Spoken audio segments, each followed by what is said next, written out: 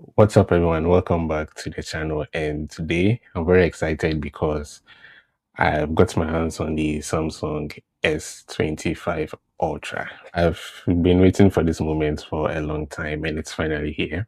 I'm quite excited and I'm going to do the unboxing and give you my first impressions. The actual review is going to come later after I've spent time with this device. So if you aren't subscribed already, please make sure you subscribe so that you don't miss the review video. Okay, so let's start with the unboxing.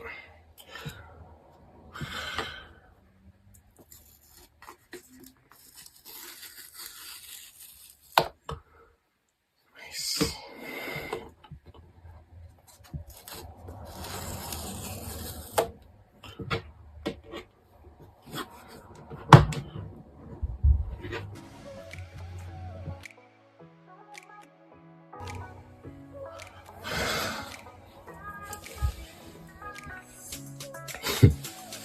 Wow. So in the box we have the S25 Ultra. I'm just going to put that down for a while and see what we have in the box. It's nothing here. Classic 2025 unboxing. And here we have just some paperwork which nobody is going to read anyway, and then have the USB-C to see. So I'm going to set that aside for now.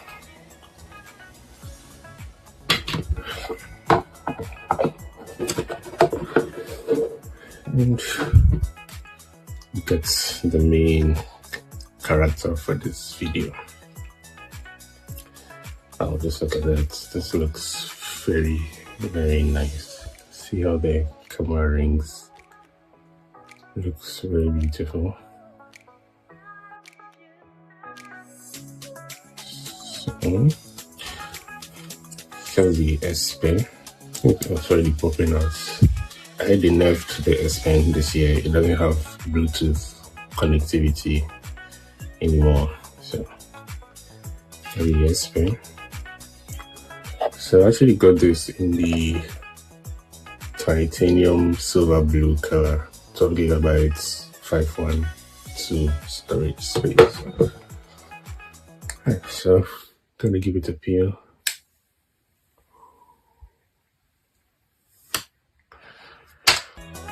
Nice. It's very beautiful.